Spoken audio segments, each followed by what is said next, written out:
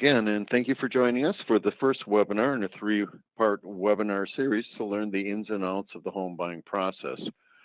I am, again, Craig Hart, branch manager of the Maplewood, Minnesota office of Unity One Credit Union. Unity One was founded in 1927. Since then, we've strived to be more than just a financial institution. We aim to be a full financial resource for all of our members and the communities we serve. One very important way in which we do so is by partnering with businesses that can help our members achieve their financial goals. Servion is one of our most valuable business partners that is available to us. They have been around for over 30 years supporting credit unions like Unity One by offering members products and services their credit union can't offer on their own, services like mortgage, title, and realty. Before I introduce our special guests, I ask that if you have a question during the presentation, please use the chat function available.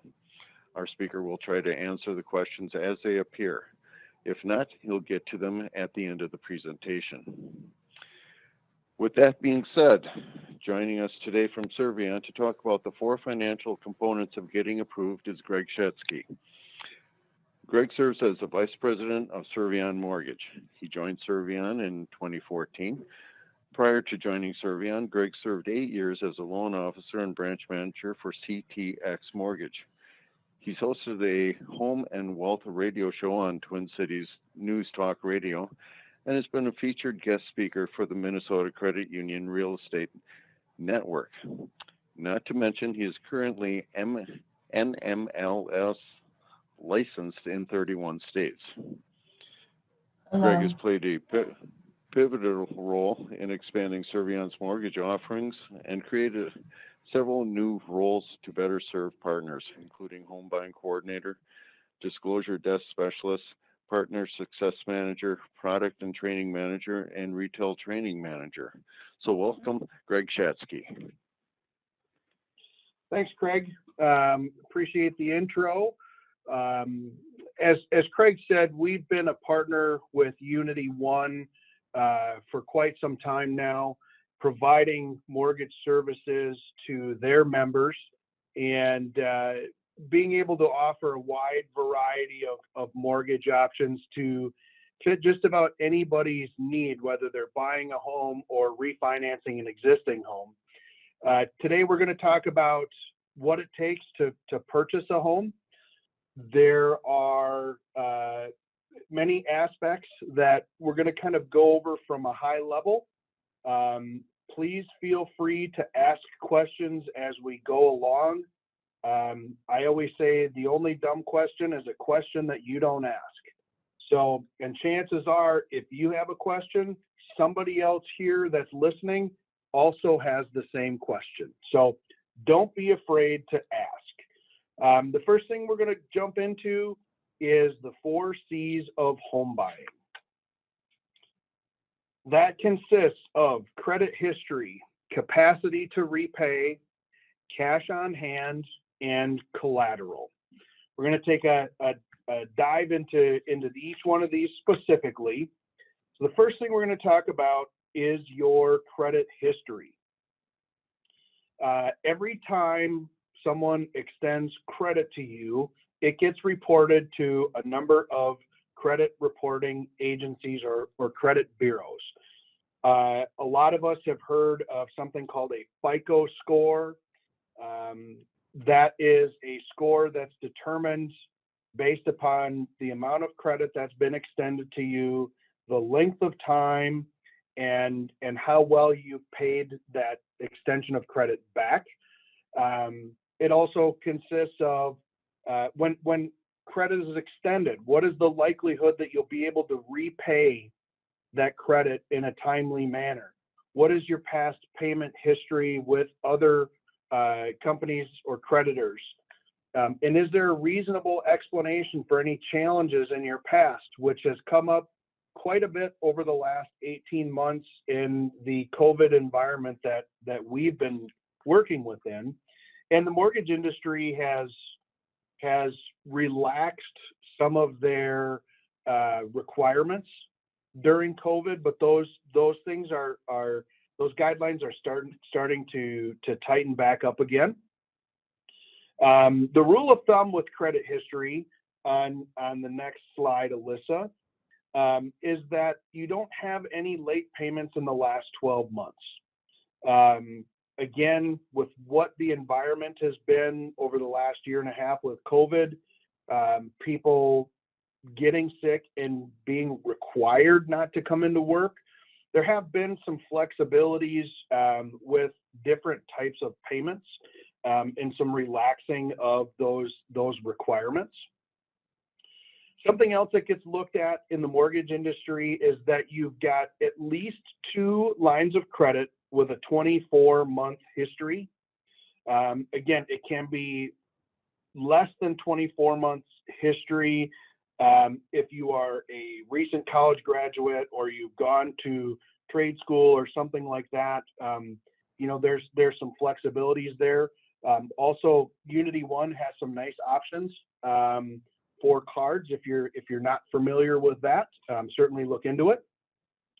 And then generally, you know, we say don't use more than 10% of your credit limit, but you know, try not to use more than 30%. Again, the rules are a little bit more flexible. So if you have $1,000 credit limit, don't use more than 300 of it at any one time.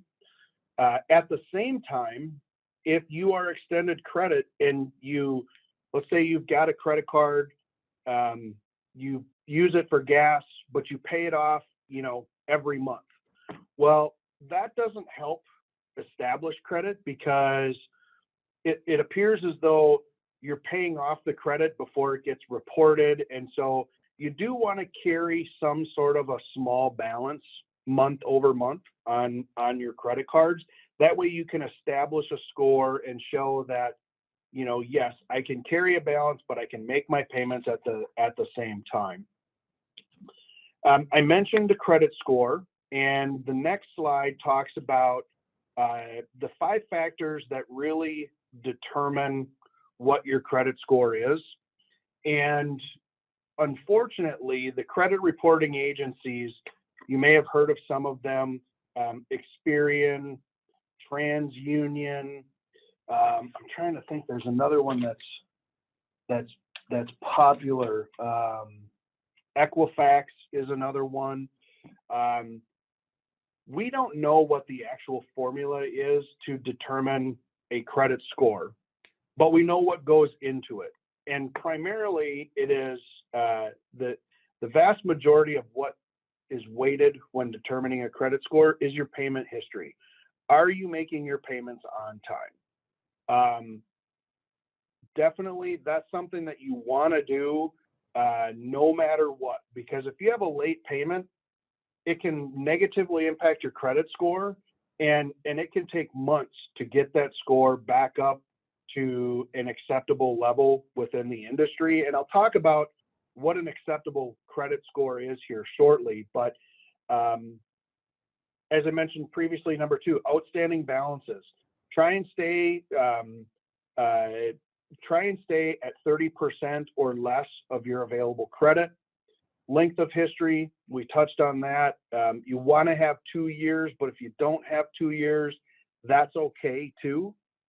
The type of credit that's extended to you. Is it a student loan? Is it an installment loan for, you know, a car or a snowmobile or something like that? Or is it a revolving type of credit, which is what credit cards are considered, revolving? And then lastly, type of credit is a mortgage. If you have a mortgage already, that gets reported differently than a credit card or an auto loan or even a student loan. And then lastly, number 5, the number of inquiries.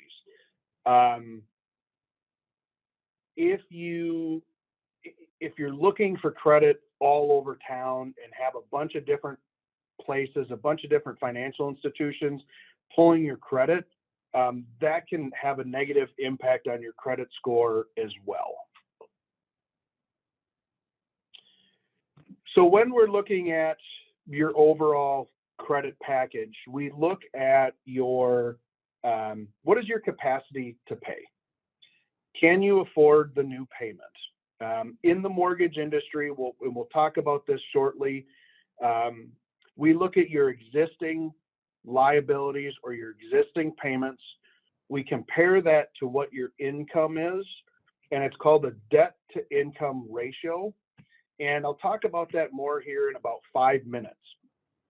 But we also look at what is the likelihood of you being able to continue to afford a new payment? Previously mentioned having a 2-year work history. We want to see stable employment, meaning that you're going to continue to receive a paycheck. You're not changing jobs within different industries every 6 months. So we look at that likelihood of continued employment, continued receiving of a paycheck, and the ability to afford a new payment. And then lastly, if you were to lose your current source of income, is it likely that you'll be able to replace that same type of income? And that's where we like to see, if you're changing jobs, you're staying within the same industry. Could be a different company, but doing the same type of work. So that is what comes into it, just like it says here on this slide. 2 years in the same line of work, total home and credit payments, this is your debt to income, being somewhere between 40 and 45% of that. So we've got I think it might be the next slide. Yeah. So if we go to the next slide, how much can you afford to pay each month? So you take your pre-tax income, and then you multiply that by 45% or 0.45. And then you come up with you add your total monthly debt payment. So you've got, let's say you make $1,000 a month. That's an easy round number. 45% of that is $450. Okay. We take your monthly debt payments. Let's say you have a car payment for $100. We add those, or we subtract that $450, which is 1,000 times 45%. $450 needs to be the total of all of your liabilities plus your mortgage payment. So working this through, again, it's a little bit confusing. You make $1,000 a month, 45% of that is $450. Let's say you have a car payment of $100. I subtract 100 from 450. That means your maximum house payment could be $350. Now, I fully realize that a $350 a month mortgage payment is not realistic. I'm just using round numbers to give you an idea of that. So again, you can figure that out on your own.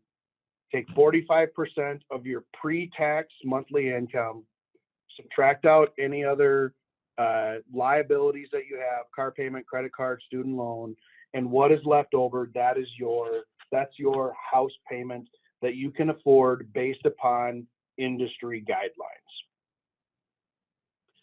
So there are a few ways, if your house payment is more than what you're comfortable paying, there are a few ways to do that.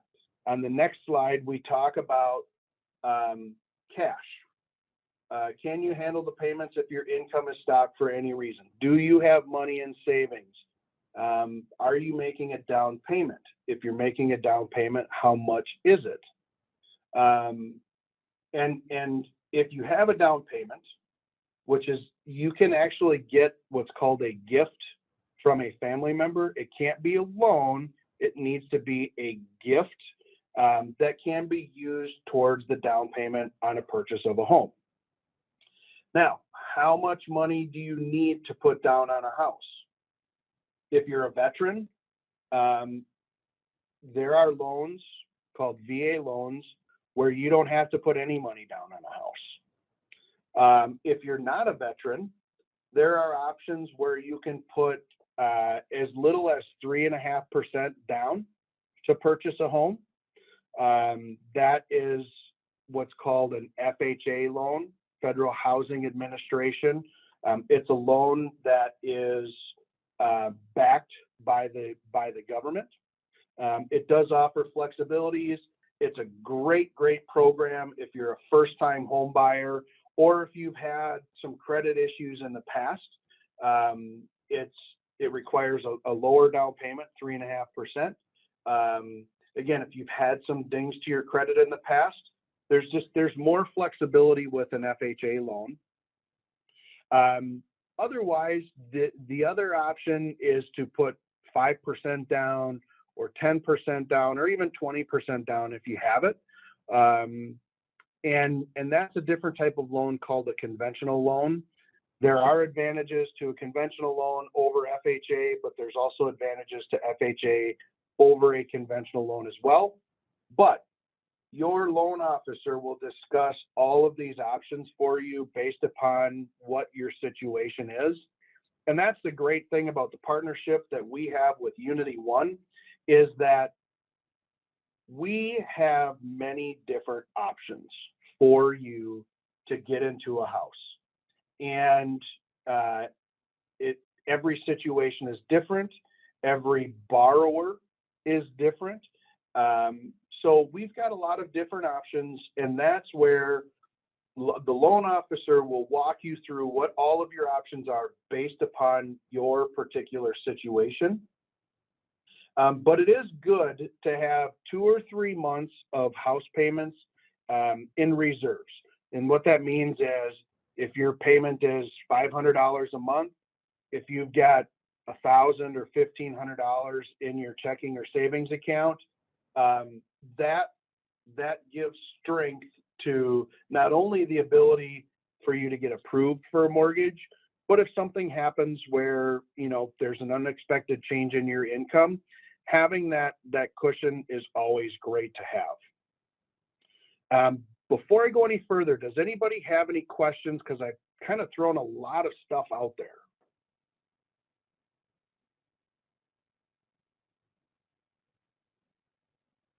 We don't have any in the chat. Okay, all right, that's fine. We'll keep going here. So collateral. What type of real estate are you buying? Is it a condo?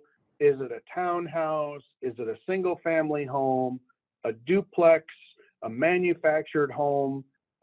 There are many options out there, and certain loan programs don't work for all types of homes, specifically manufactured mobile homes.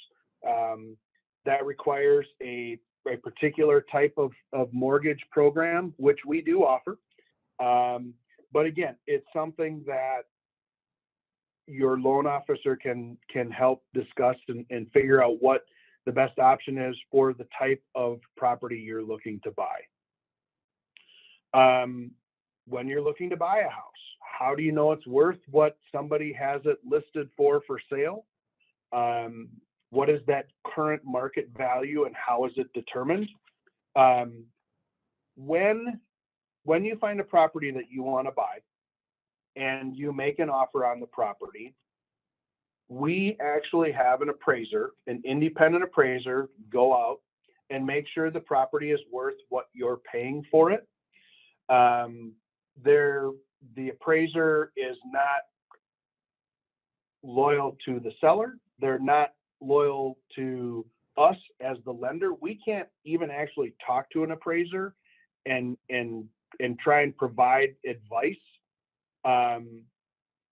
That we make a recommendation, we make a request for an appraisal, they go out and they do the appraisal, and hopefully it comes back for what you're buying the home for. If it doesn't appraise for what you're buying the home for, then you renegotiate with the seller. Inversely, what the appraiser is doing is looking to make sure The property is worth what you're paying for it. So they have a copy of the purchase contract. It says, you know, Jane and Jim Smith are buying this house for $200,000. Okay. The appraiser goes out to make sure it's worth 200. If it's worth 250,000, they don't come back and say the house is worth 250,000. They just need to make sure it's worth what you're buying the home for. I do see there was a question, I believe. Yes, it is. Paul said, my current home has $100,000 in equity. How do I make use of that for a down payment? That's a great question. So, Paul, are you planning on selling your current home or looking to use that equity to purchase a second home or an investment property?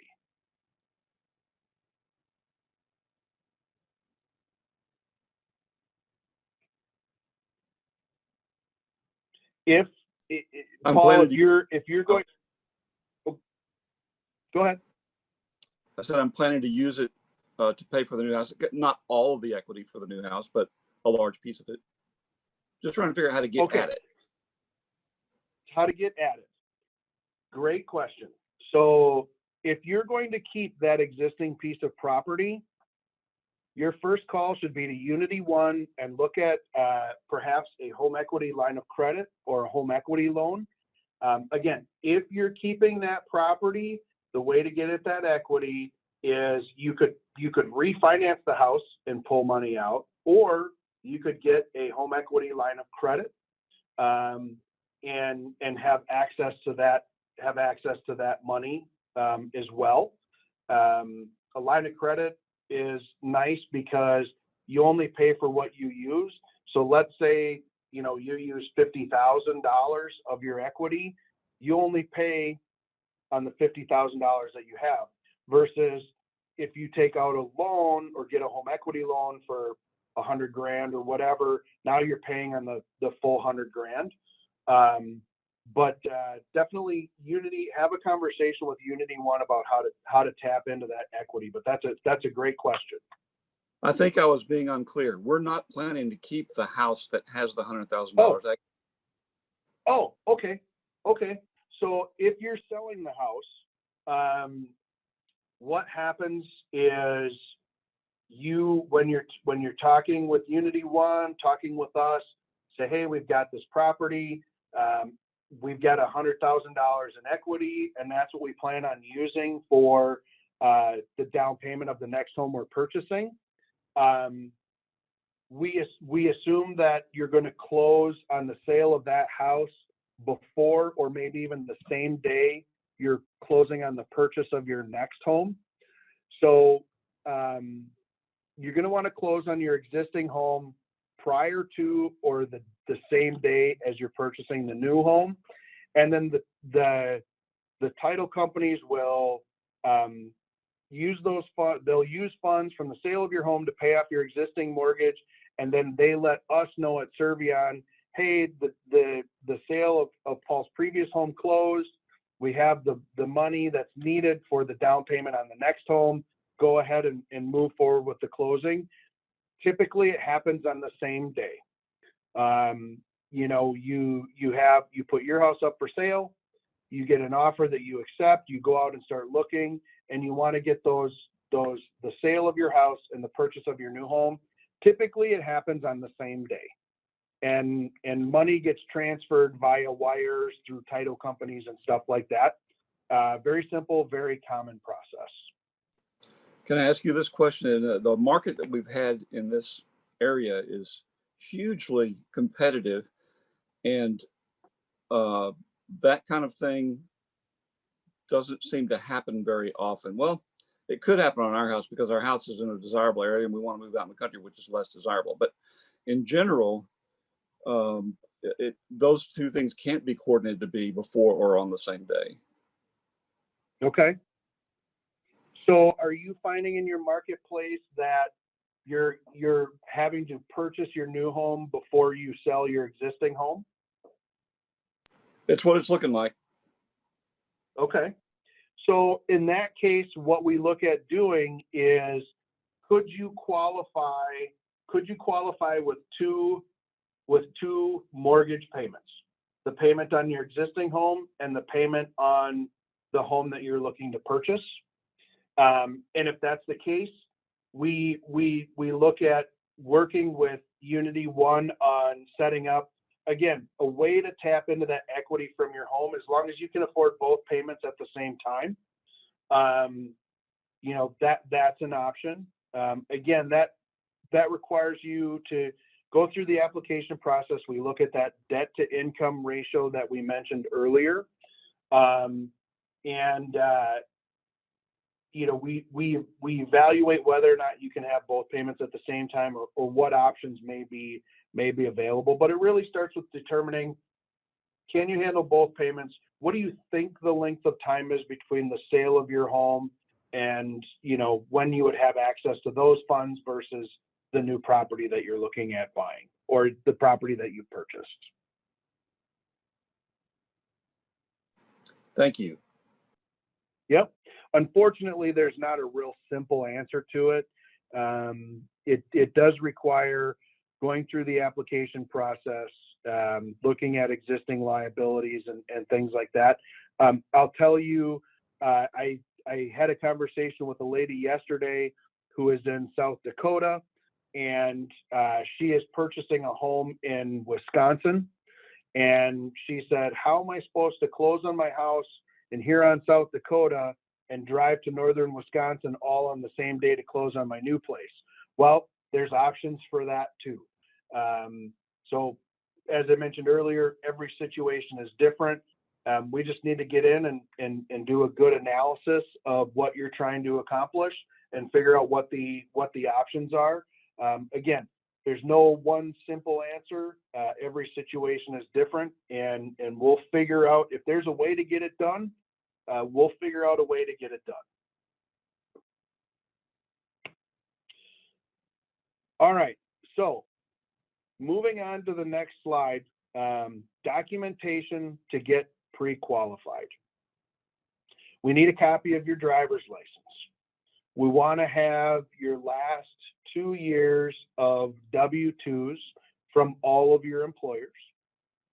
We like to have your most current 30 days worth of pay stubs. And then 2 months of checking or savings statements. Really, I would say what we want is 2 months of, if you're putting money down on a property, we need to see 2 months of statements where those funds are coming from, unless the equity, the money that you're using is tied up in your existing home. So we want to be able to match up. You know, if you say, hey, I'm putting $20,000 on a house and I've got it in my savings account, great. We need 2 months of savings account statements, all pages, and that is important. You might have a statement from your credit union that's 8 pages long, but the 8th page is blank. It doesn't matter. We need that eighth page, even if it's blank. If the statement is 8 pages long, we need them all. And that's an oversight that we see on a regular basis. Not a big deal. We just like to reiterate that if it says there's 8 pages, we need all pages, even if it's blank. There's a few other documents that we may ask for, again, depending upon your individual situation. We may ask for your tax returns. If you're a self-employed borrower or a commissioned borrower, we're definitely going to ask for the individual tax returns and business tax returns if you own your own company. If you are using funds to purchase a home from a mutual fund account or a stock account, we like to see, or a 401k, we like to see 3 months of that. And typically those are sent out quarterly. So if you get us one quarterly statement, we're good to go. If you are a recent college graduate, we want to see your college transcripts, not to see what your grades are, but we just need to see proof that you were a college student, because there are some flexibilities if you haven't held a job at the same industry or same company for 2 years. Most college graduates, they don't have a 2-year job history. So we use that transcript as a supplement to your file. Now, there are also things that we may not collect up front that we will need at some point in the loan process. What happens is we gather up all of your documentation. We run it through we verify your income from the last few years, your credit history, your ability to repay, and we run this through an automated underwriting system. And that system may say, this sounds great, but we need, it looks like there was a divorce, and so it looks like maybe there's some child support or alimony that's paid. We need a copy of the divorce decree.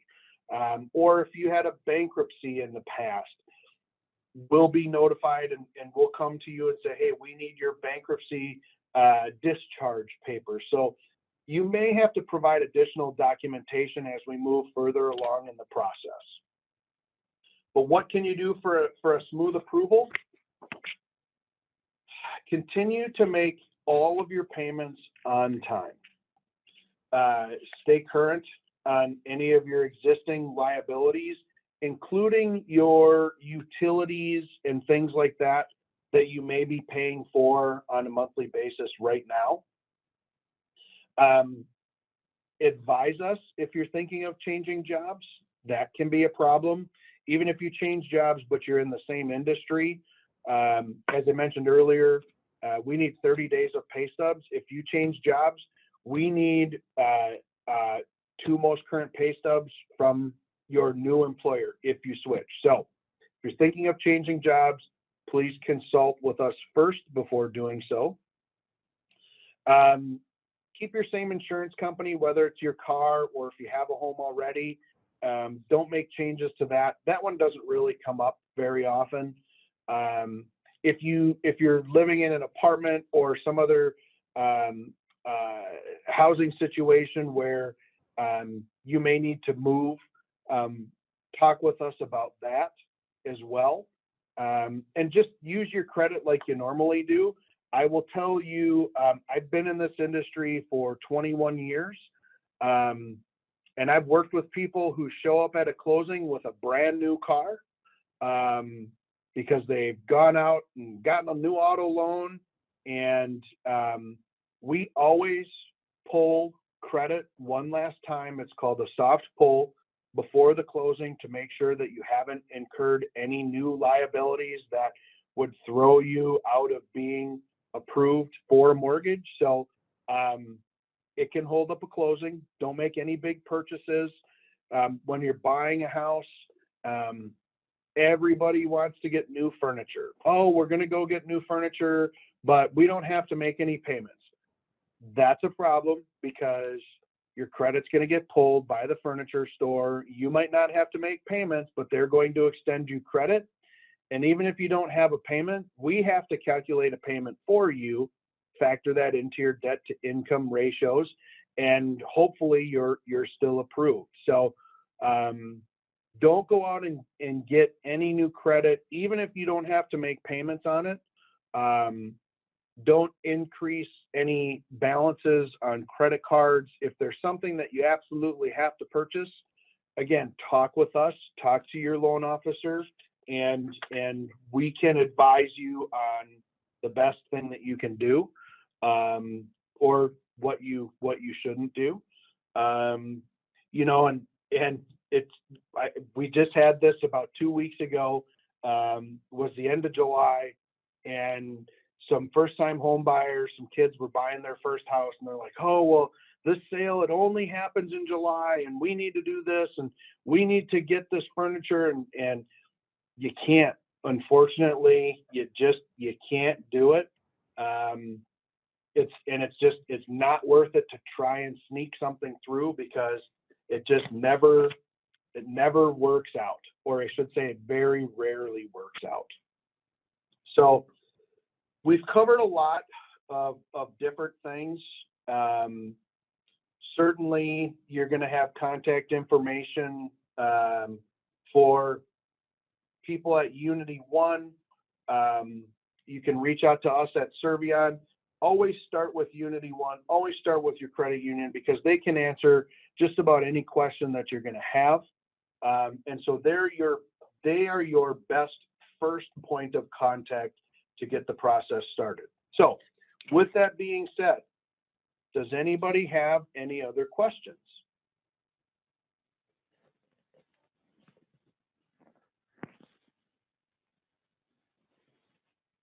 Somebody will think of something 10 minutes after we end the call.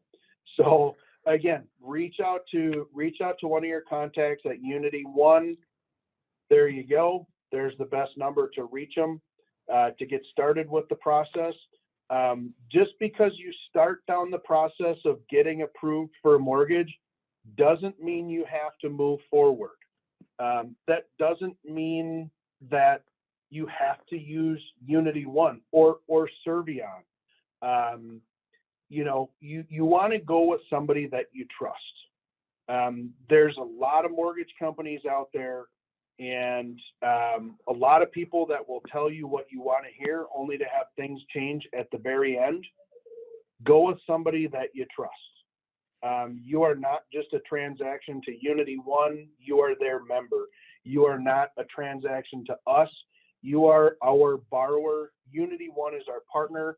We're going to do everything we can to make the buying process or the refinancing process the best experience that we possibly can.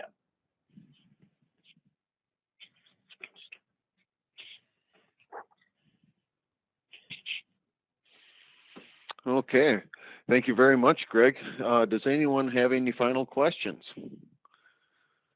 Any more final questions? Like Greg said, in about 10 minutes, your light bulb's going to go off and you're going to be lighting up our phone lines.